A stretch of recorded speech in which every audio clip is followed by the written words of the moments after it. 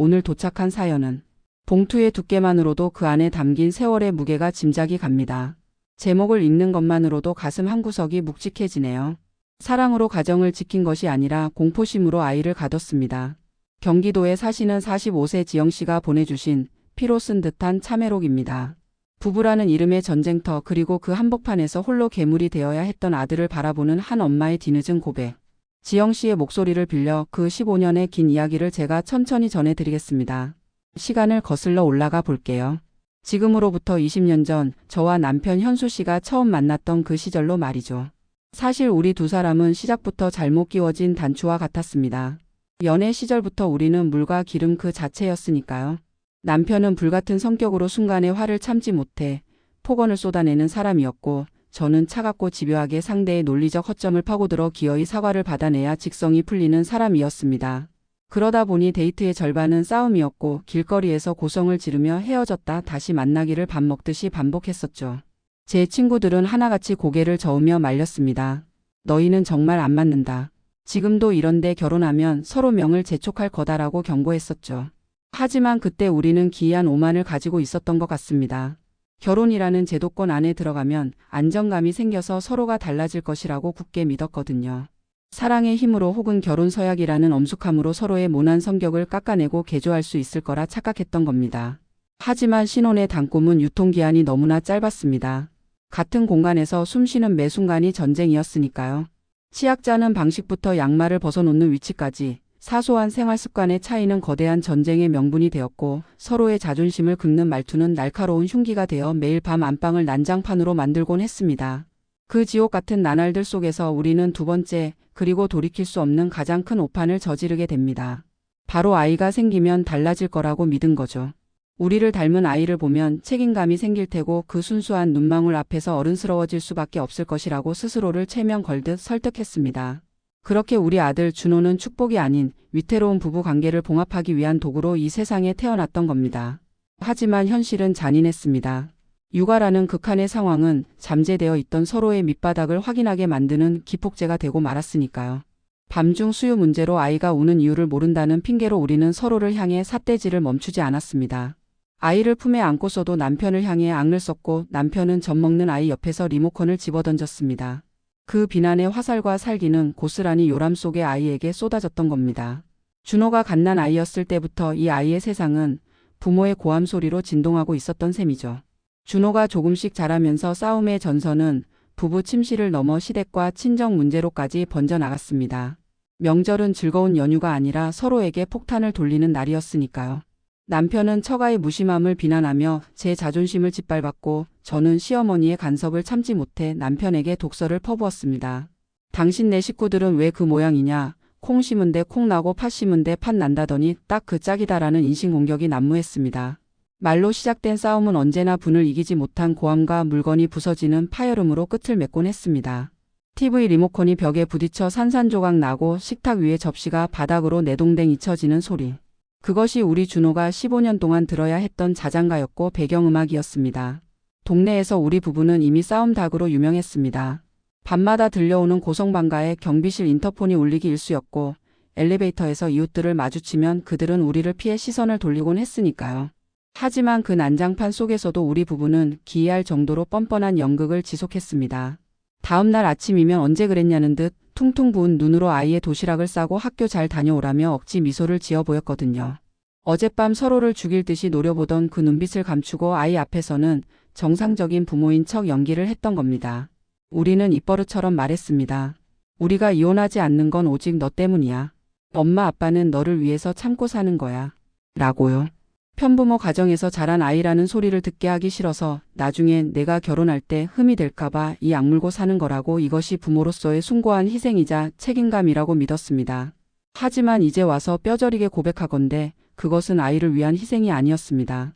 이혼녀 이혼남이라는 꼬리표가 두려웠던 우리 부부의 비겁함을 아이라는 방패 뒤에 숨긴 것뿐이었습니다. 우리는 아이를 지킨 게 아니라 아이를 인질로 잡고 있었던 겁니다. 어린 준호에게 집은 안식처가 아닌 야생의 정글이었을 겁니다. 유치원생이었던 아이는 우리가 싸우기 시작하면 자다가도 벌떡 일어나 거실로 달려나왔습니다. 고사리 같은 손으로 아빠의 바지가랑이를 잡고 매달리며 자기가 잘못했다고 제발 싸우지 말라고 울부짖었죠. 아이는 무엇을 잘못했는지도 몰랐을 겁니다. 그저 자신이 밥을 더 잘 먹고 장난감을 더 잘 치우고 더 착한 아이가 되면 엄마 아빠가 웃을지도 모른다는 헛된 희망을 품고 공포에 떨며 빌었던 거죠. 그때 아이의 눈을 봤어야 했습니다. 공포에 질려 파랗게 질린 그 작은 얼굴을요. 하지만 우리는 아이의 눈물을 볼 때만 잠시 멈췄을 뿐 며칠 뒤면 아니 몇 시간 뒤면 어김없이 다시 전쟁을 시작했습니다. 심지어 화가 나면 아이에게 너 때문에 못 산다. 너만 아니었으면 진작 갈라섰다며 화풀이를 하기도 했습니다. 반복되는 실패 속에서 준호는 서서히 깨달았을 겁니다. 자신의 노력으로는 이 거대한 불행을 멈출 수 없다는 무력감을 말이죠. 초등학교 고학년이 되면서 준호는 변하기 시작했습니다. 더 이상 울면서 매달리지 않았습니다. 우리가 소리를 지르고 물건을 던져도 아이는 거실로 나오지 않았습니다.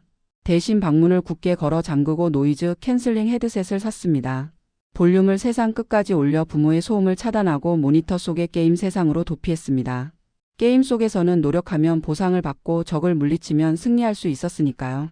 하지만 거실 밖의 현실은 아무리 노력해도 평화가 오지 않는 불합리한 지옥이었던 겁니다. 우리는 그런 아이를 보며 오히려 안심했습니다. 사춘기라 자기만의 세계가 생겼나 보다. 이제 좀 커서 신경을 안 쓰나 보다라며 안일하게 해석했죠. 심지어 아이가 얌전해져서 다행이라고까지 여겼습니다. 하지만 그건 무신경이 아니었습니다. 살기 위해 스스로 감각을 마비시킨 것이었습니다. 엄마가 울어도 슬프지 않고 아빠가 화를 내도 무섭지 않은 상태. 준호는 스스로 감정을 지워버리고 투명 인간이 되기를 선택했던 겁니다. 식사 자리에서도 아이는 학원비 주세요. 다녀왔습니다. 외에는 철저히 입을 다물었습니다. 우리가 죄책감에 말을 걸면 몰라요. 상관없어요. 라는 건조한 대답만이 돌아올 뿐이었죠. 중학교 2학년 무렵 억눌려왔던 아이의 분노는 엉뚱한 곳에서 터지기 시작했습니다. 학교에서 친구와 다투었다는 연락을 받고 달려갔을 때 준호는 섬뜩할 정도로 차가운 눈빛으로 말했습니다. 그냥 짜증나게 해서 그랬어요. 대화가 아닌 폭력과 고함으로 갈등을 해결해온 우리 부부를 보고 자란 아이에게 타인과의 충돌을 해결하는 방식은 오직 힘과 분노뿐이었던 겁니다. 그리고 며칠 전 마침내 그 사건이 일어났습니다. 여느 날과 다름없이 사소한 말다툼으로 시작된 부부 싸움이었습니다.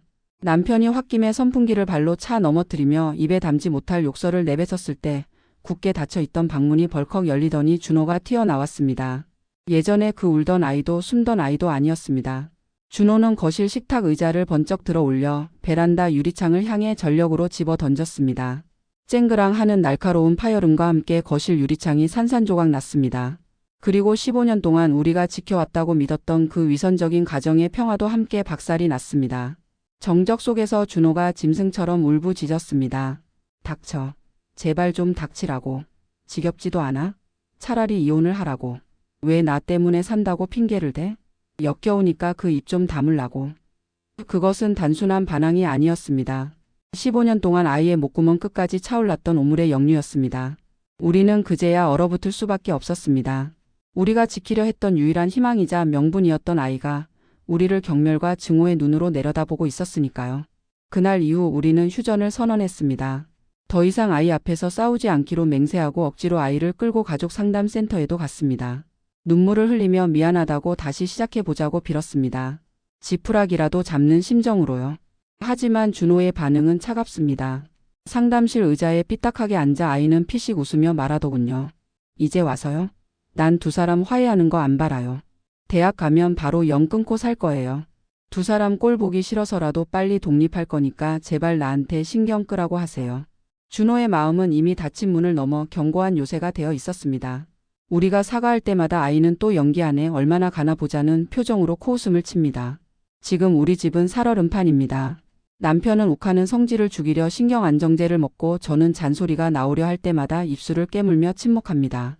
깨진 유리창은 새 것으로 갈아 끼웠지만 우리 가족의 마음의 낭금은 여전히 선명합니다. 준호는 여전히 방문을 잠그고 나오지 않습니다. 우리는 그 닫힌 문을 억지로 열 수 없습니다. 그저 문 앞에 깎은 과일을 놓아두며 언젠가 저 문이 열리기를 하염없이 기다릴 뿐입니다. 아이를 위한다며 참고 살았던 15년이 사실은 아이를 가장 아프게 찌르고 있었다는 사실을 너무 늦게 알았습니다. 차라리 일찍 갈라서서 각자 웃는 모습을 보여주는 게 나았을까요? 부서진 가정을 부여잡고 손을 베어가며 울고 있는 저에게 누군가 답을 주었으면 좋겠습니다. 네, 지영씨의 사연이었습니다. 읽는 내내 숨이 턱 막히는 것 같았습니다. 마지막 문장이 참 아프게 남네요. 부서진 가정을 부여잡고 손을 베어가며 울고 있다. 사실 지영 씨뿐만 아니라 많은 부모님들이 착각을 합니다. 법적인 부모가 함께 사는 완벽한 형태의 가정을 유지하는 것이 아이를 위한 최선이라고요. 하지만 오늘 사연을 보면서 다시 한번 느끼게 되네요. 아이들이 진정으로 원하는 건 고통 속에 함께 있는 부모가 아니라 떨어져 있어도 진심으로 웃을 수 있는 부모의 얼굴일지도 모릅니다. 준호가 던진 의자는 단순히 화가 나서 던진 게 아닐 겁니다. 제발 이 지옥을 끝내달라, 나를 좀 봐달라는 처절한 구조 신호였겠죠. 지영 씨 그리고 남편분. 지금 준호의 방문이 닫혀 있다고 해서 포기하지 마십시오. 아이가 문을 잠근 건 역설적으로 누군가 밖에서 끈기 있게 두드려 주길, 그래도 우리는 널 사랑한다고 말해 주길 기다리는 마지막 방어 기제일 테니까요. 지금부터가 진짜 부모로서의 시작입니다. 부디 그 닫힌 문 앞에서 도망치지 마시길 바랍니다.